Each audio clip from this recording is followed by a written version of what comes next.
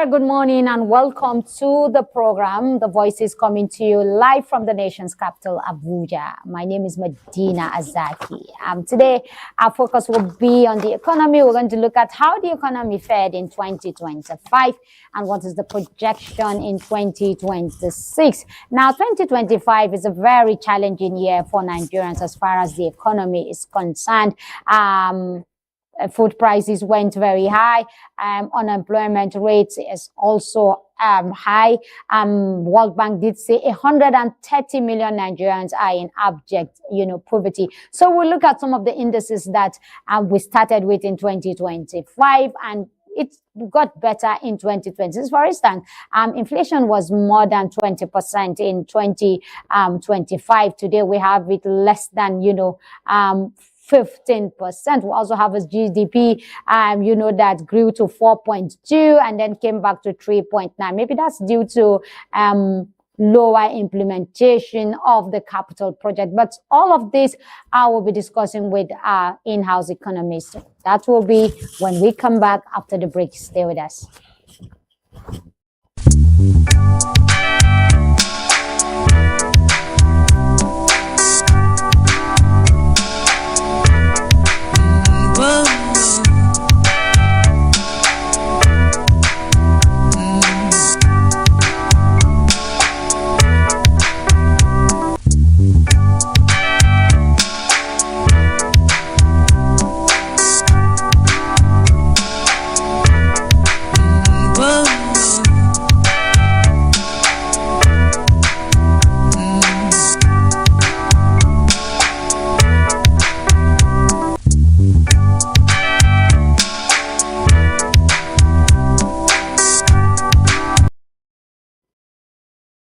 Welcome to the program. I'm being joined live in the studio by Malan Yusho Aliu. He is our in-house economist. Malan Yusho Aliu, a very good morning and Happy New Year. Happy 2026. Happy New Year and best of compliment. All right. We started the new year with, on a pleasant note and maybe a kind of hopeful one. And when the president did say Nigerians should expect a robust economy in 2026. But let me ask you, how did the economy fare in 2025? 2025 was a year of reform, economic reform, especially when we look at the fiscal reform, monetary reform, as well as the rebasing of the economy that took place. All these were the takeoff of 2025, and they have played somehow a very good role in establishing some level of stability, because at the beginning of the year, prices were not stable. In fact, they were mostly volatile. But at the end of the year, we have seen how prices were able to stabilize. But what we are hoping, because of the projection that the GDP may grow by 4.46 in 2026. So definitely, Mr. President will make that assertion that it is expected that in 2026, we are going to see increase in taxes, and we are going to see increase in distribution of those resources, and probably we are expecting a collective prosperity which will involve sectors of the economy, government. But it failed to be achieved. No, it will be achieved, but you have to put certain targets. 2025 is over now. No. So what are you going to achieve anymore? No, in 2025 we cannot achieve $1 trillion economy. But that was what the government, the process was in motion, because we have seen the capitalization of banking sector, where the central banks was able to achieve over 50% of capitalization, and that sent a good signal to the economy. Now remember,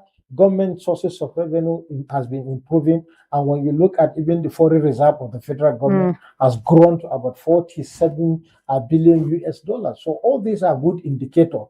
I think if we are to set an ambitious goal, we should be expecting not just a $1 trillion economy, but something above that, because some economies that are even below the capacity of Nigerian economy are putting their economies on $10 trillion economy, and they are doing fine.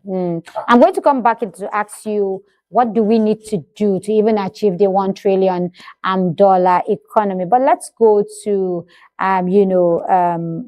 the macro economy and the fiscal, and the macro and fiscal economy.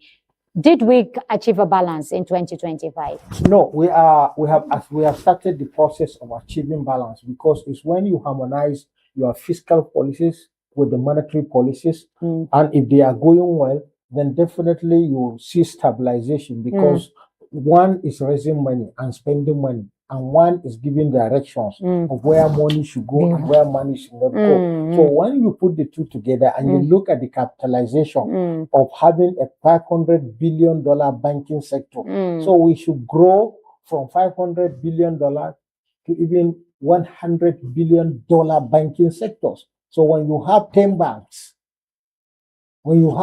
banks, having that capacity, then whatever investment you want to do within the economy, you will have access the $1 billion or $10 billion.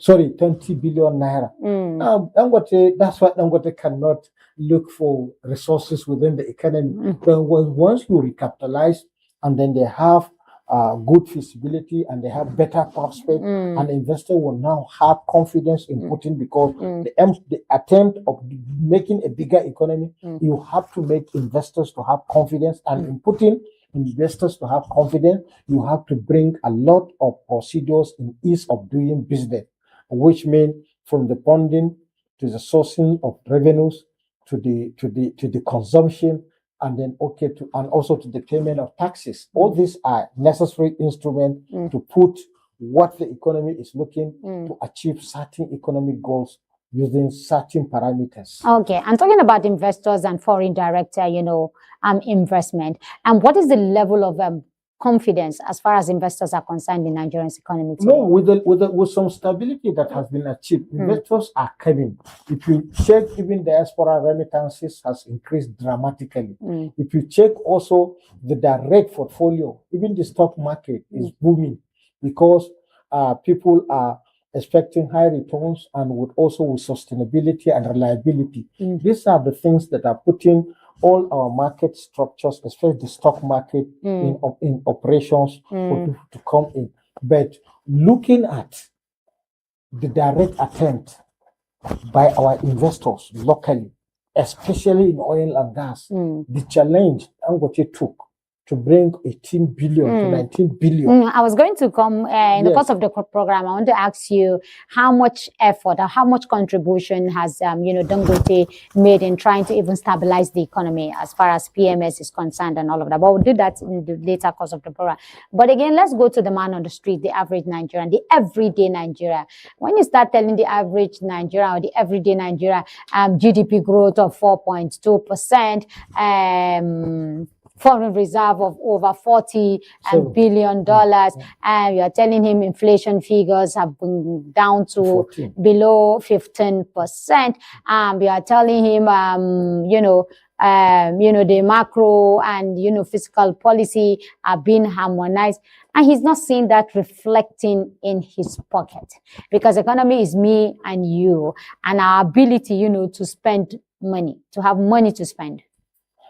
Of course, consumers, who I would say, generally, consumers are classified, and they are classified based on their income. Those who are on fixed income have their behavior different, have their approach different. Those who are autonomous have their own approach. It's the autonomous consumer I'm talking about. He doesn't have a fixed income. Excellent. He's an everyday man. Yes. He is going to an average Nigerian is suffering for two reasons. One, lack of income. Two, lack of circulations of money. And this has brought by the tight monetary control by the central bank. Controlling liquidity by central bank is limiting the circulations of currency so as to control inflation. So it's a dual-edged sword. If you want to reduce number of naira denomination going around, you are deliberately limiting the circulation, and you are limiting access to that currency. So, but obviously, if you don't have job, you don't belong to the consumer grade A. Who is the grade A The consumer? grade A is the one that has a living wage, Okay. who is comfortable with his income, Mm. he can consume, and at the same time he can save. How many people are comfortable with their income? No, Are you comfortable with your income? I'm not. So you are not a grade A consumer. I'm not. What grade consumer are you? I'm an average consumer. And that puts you to what grade? No, it's grade B. B. Yes, and we Okay. have grade C. Okay. Those, maybe I belong to that. I don't know. Yeah, you belong to A. I don't have a fixed income. You are an employer. Remember, Okay. once you are an employer of labor, Uh-huh. you are not part of average Nigerian, because you are on your own. You have reached a certain level, and at the same time, you are trying to bring others close to your level. These are good indicators on what is called standard of living ratio. Okay. So, but obviously, as you asked, most of the people are facing hardship because they don't have income. And once you don't have income, and that is why provision of employment is very, very critical for any economy to grow.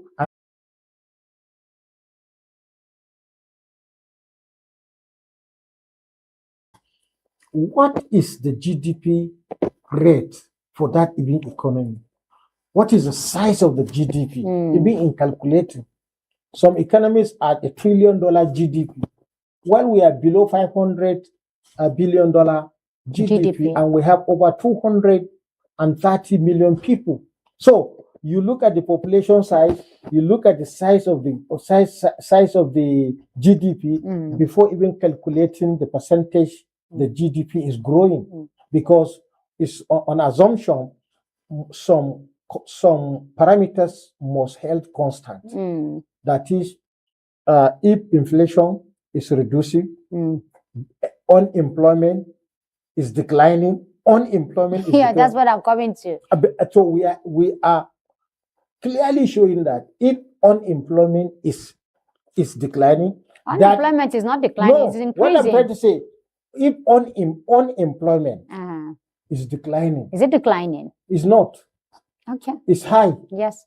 And that's why there is poor income, because it is when people. So, but when governments across the world and in this part of the country talk about reforms, talking about an economic reform, for many people, 2025 is described as the year of hunger. Yes. Year of hunger. Because we have witnessed protests in 2024. Yes, hunger protests. Hunger protests. Yes, and so, if that is the case, shouldn't reforms be all about the people themselves? No, it depends on the reform you are taking place. How would you describe the reforms? The reforms are good, but they are not efficiently achieved. Okay. So what happened? What happened is that distribution of income is still a factor. When you cannot distribute, and when you distribute income, then you create new jobs. But once resources are concentrated at a certain strata of life or certain strata of government, then, and it is not well distributed, then some with affluence will continue to enjoy, while some at the peasantry level will continue to suffer. And that is the situation in Nigeria. As since 2022, in 2020, because of the corona pandemic, we have seen protests. People not even to work. The entire economy was not working. And then post-corona, 2021, a figure released by the Bureau of Statistics, which shows that over 133 million Nigerians were facing multidimensional poverty.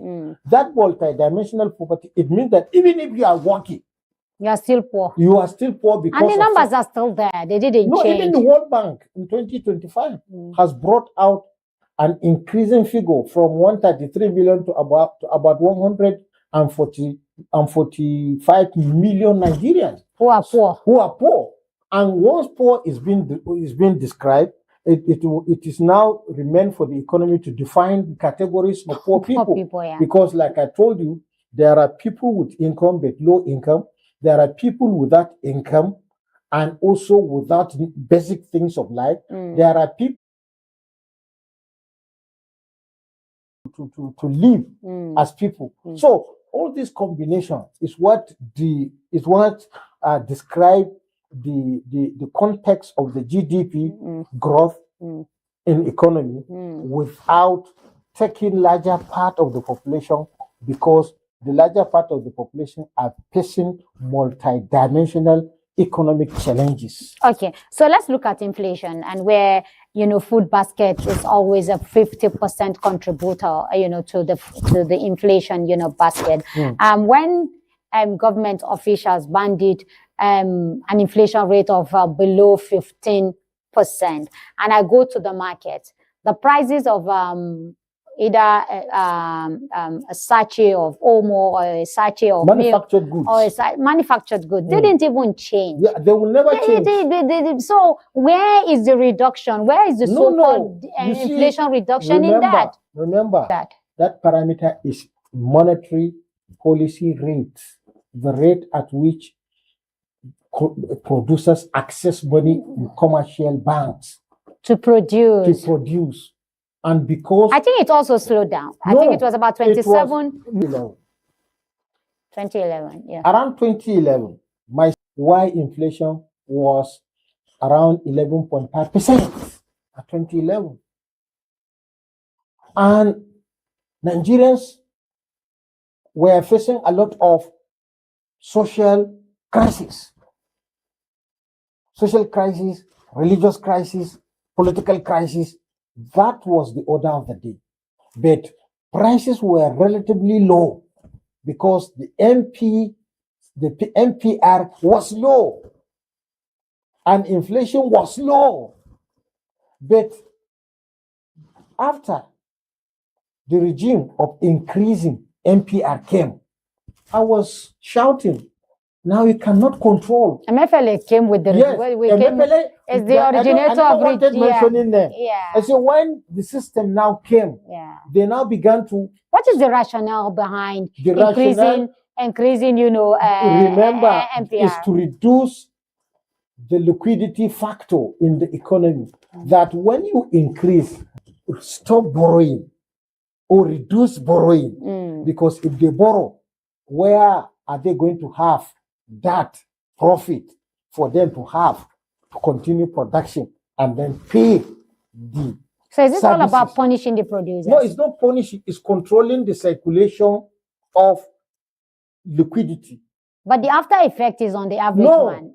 At that time, we were working with wrong information. And I said it that time that, look, all these increases of MPR in trying to control liquidity, what is even the liquidity at that time? At that time of the economy. It was later discovered that even when the bank decided to reprint Naira in order to bring back liquidity, it was discovered that over 70% of liquidity is outside the banking vault. Meaning that they are cash at home with the sockaways, they are with a bandit, over 2 trillion with a bandit. Then if you are raising MPR, how do you bring back that money?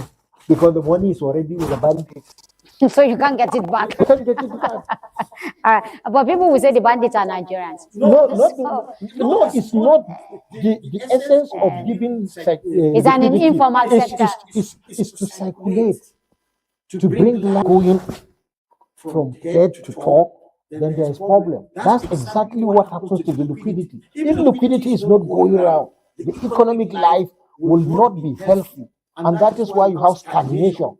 If you go to market, no cash to buy. But people have something to get, but they don't have the money to get it. Because somebody somewhere has stuck it in a soccer way. And you are raising MPR to bring it back, and it will not come. Okay. Now, some of the profound things that also happened in the economy in 2025 was the importation of food into the country. But at the same time, biggest losers. Medina is just exaggeration. Okay. Are you a farmer? But it is not exaggeration that a bag of fertilizer is above 50,000. Forget about the price of fertilizer being 50,000. There was a time when bag of fertilizer was 5,000. There was a time when it was below 5,000. And now, when the bag of fertilizer is as a result of price of imported, those products are imported. And when they are imported, our exchange rate is already high from 100 and from 100 and 15 naira and 15 naira to 200 to 230 to 400 to 200 to 230 to 400 to 700 to 800 to 1,000 to 16.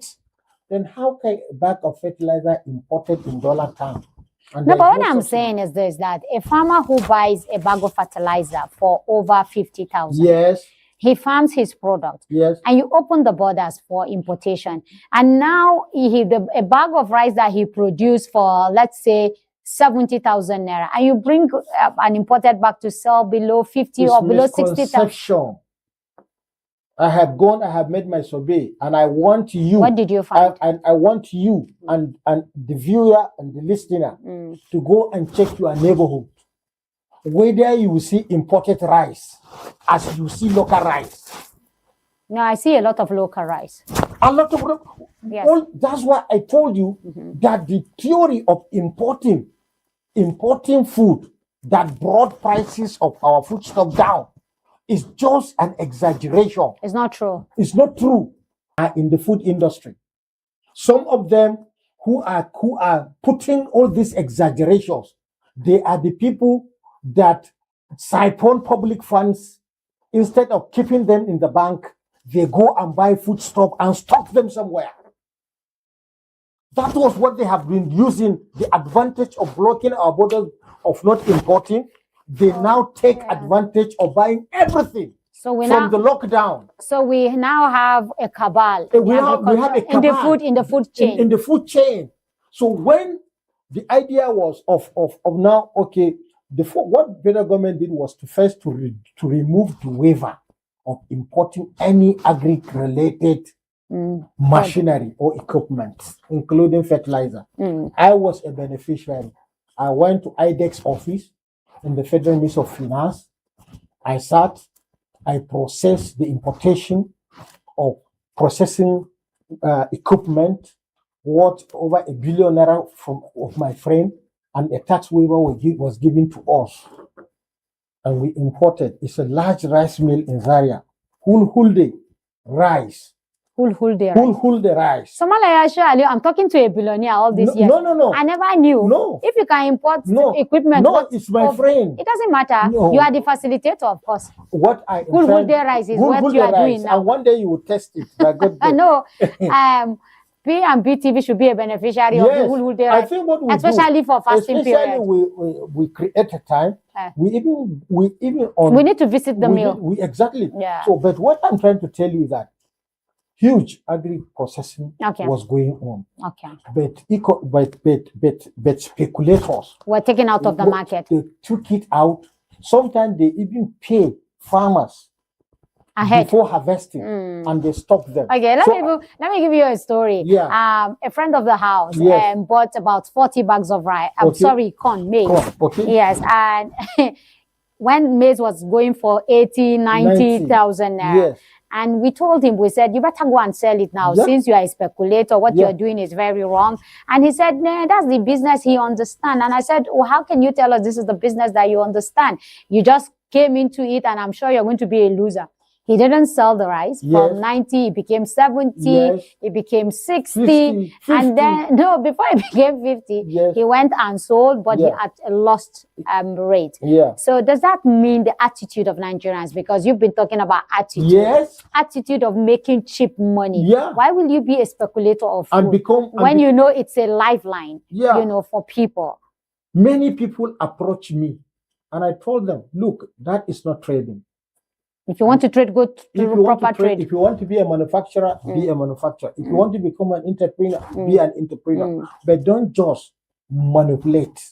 Okay. These are manipulators. Fantastic. So they use the stock. I mean, the last stock of rice. No, what I'm saying, they use the foreign, the currency market. Yes. To perpetuate that. No, there are two stages. for our exchange rate, the reason why it refuses to be stabilized, somebody who has never gone to school, because his privilege is the change, and is privileged to be associating with Governor A, Minister A, DGA, they will be sending naira into his account to dollarize it for them. That refused our naira to. But we witnessed some kind of stability now, between 1,450 because of the proactive steps taken by the bank. Okay. To use. Are we likely to see it further down? Yes. Okay. But don't forget, Yes. let's come to 2026. Yes. Now, the president did say we'll have a robust economic growth in 2026. But again, the factors are there. You know, one, 2026 is an election year. A lot of dollarization will happen, from payment of delegates to compensation to all of that. So we're going to likely to see our foreign exchange, the exchange rate To be unstable. to be unstable. No. No. Why? Let me tell you. Good. When we were speaking, I was smiling because the president, what you expect from a father and a good mother, even if there is no food in the house, It's hope. is to tell them that I'm going to cook. It's hope. It's hope. Okay. That is the renewed Hope. Okay. of the president. We but- continue to give hope. No, but the economy does not understand hope or renewed hope. No, it understands because, like I told you, initially, our foreign reserve was deflated, but presently we are adding value to our foreign exchange. It went to which means 45 and it's coming down we again. can contain Yeah. our imports bills. That is good. Second, for us to have the capacity of Dangote to produce PMS to our need and also to distribute. I don't want to make this thing not to be pronounced. I'm pronouncing it for the first time. Yeah, please go ahead. Dangote has substituted federal government of Nigeria not only by reducing our import bills and our foreign exchange requirement, but also he has gone far to be paying subsidies on behalf of common people of Nigeria. You will wonder why and how. Simple. The reason why subsidies were paid was to sell PMS at the same price from Lagos to Sokoto, from Sokoto to Damboa, meaning that to equate the price. Yes. So this same Dangote now, after producing PMS, has brought drugs sophisticated to distribute without charges. So he has subsidized his own fuel. He has subsidized his own fuel for Nigerians. So these are the Is that the things. theory of subsidizing your own? No. What kind of theory are we going to No, put it? the theory now is we are trying to understand that there are some improvement in the economy. Okay. Even But though he's they are also saying, I don't know if you read the report Yeah. 2 days ago, he's also saying that importation is going to drive the price of PMS to 1,400. So I don't know who else is still importing. Don't forget, Dangote also had his worst fight in 2025, Yes. especially with the regulators, and which saw to some of them, easing out after allegation of school fees running into millions of dollars. So, and the fight is not over. Yeah. The fight is not. Independent marketers. Yeah, so independent marketers are still hell bent on importing cheap, Because they petrol. want to take advantage of importing substandard product at high prices and use their outlets because they have outlets. But how will that challenge be finally defeated? How will they be finally defeated? They will be defeated by competition. And that competition, Dangote is competing very well. The first thing, they don't want to use their trucks to discharge his product. So once they play A, you play B. He now bought over 4,000 trucks, sophisticated, and they would deliver without any charges. Then you, who is selling next to him, go and sell 1,000 and see number of people. Now everywhere in Abuja, where Dangote is selling, you will see queue. People will prepare to spend. Let me give you a funny scenario that happened. Last week, Yes. we were going driving. Yeah. Corn oil. Yes. Opposite NMPC, the Yes. headquarters of NMPC, Yes. was selling fuel at 940. At 940. We just had to check at like 940 when others are selling below 900. Yes. So we drove out and Simple. went to AA Rano and bought for 815. Excellent. Opposite NMPC. Opposite.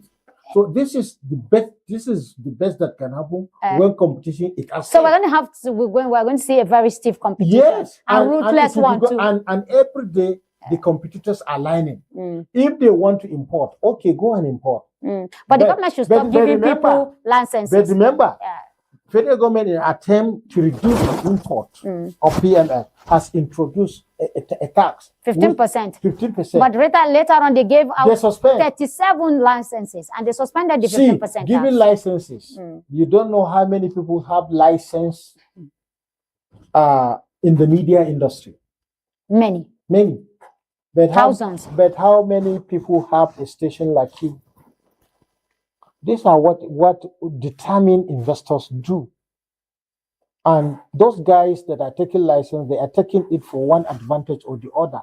It's like in Nigeria today, you have APC and you have 37 political parties. If you put it for examination to keep even the president of the Senate, president of the people, to tell you 10 political parties hardly pass, including you. Including me. I'm not sure I can name 10. Yes, but actually, we're totally going after time. But NMPs, we're also starting on another, worrying note. The president in November 2025, he wrote off the debt of NMPC, $1.42 billion written off, another 5.57 trillion written off. Is that not a dangerous precedent for the economy? An economy that is reliant on oil, even though they said, the manufacturing sector, the informal sector is trying to compete with the presence of oil in our economy. There is no 5.57 trillion gone. $1.4 billion written off. Yes. What is he thinking? What he is thinking is that he wants to be lenient to the past administration. And encourage corruption? No. The truth of the matter, one fundamental aspect, you cannot get this money back. Former CBN governor has complained bitterly, NPC of not remitting since during Goodluck Ebele Jonathan. That cost his job. Former Minister of Finance, Professor Ngozo Konjo-Iweala, told Nigerians that there are some special accounts which is being operated and nobody knows who are the signatories, and they are still existing, and nobody made an effort. Even of recent, minor, the former pension director, the task force, has enumerated similar, but there was no action taken. So if previous administrations, previous concern was not treated, is something that we need a proactive leader. One, to write off the debt? Not to write off the debt, to put NNPCL on the right track. So that what I'm saying, forgiving the writing of this debt, is it putting it on the right track? No, the forgiveness he rendered has more of political tune than economic tune. Because there is no way a government organization that's supposed to remit substantial money that can stop you from borrowing, and then suddenly you write it off, and no name of any official of any from 2017 to 2023 was behind any cross-examination. This is not good for a nation. Could it also be because he's also a player in the industry? Not merely a player. He is now a great player. He is a before now. No, before now. He's a player. Now he's a major player. He's a major player because he's the Minister of Petroleum. He's the Minister of Petroleum, and that was why, since time immemorial, I don't buy the idea of president becoming Minister of Petroleum, because at the end of the day, any mischief, the president will be held responsible. And that's exactly the scenario. Okay. Please allow Nigerian oil industry to be as deregulated, allow competitors to come. This crude oil, remember, if you are to produce 1.6 million based on fiscal year target, you end up producing only 500, and you have the efficiency. And then who is taking the crude oil in the first instance? These are some of the reasons why. Genuine questions we should be asking. To be asking. Yes. we just have 1 minute to go. Yeah. The president has said it's going to be a year of economic, robust economy, the way he put it. How do we achieve that robustness, that growth that the president is talking about, considering the fact that it's the act, governors will have much money. What we are expecting them is to invest not only in critical infrastructure, but this will invest where people can have income, where people can belong to the economy and give their contribution to the GDP. Yes, day before yesterday, I was telling SA, to the tax authority, I was telling him, look, under the new system, the Nigeria Revenue Service ought to have used the corporate social responsibility so as to bring confidence of people to begin to design how to invest in education, how to invest in critical health sector, like kidney centers, cancer centers, which will regulate a lot of difficulties faced by the taxpayers. All right. Amala Aliu, so we look forward to a prosperous 2026, and we hope that politics would not take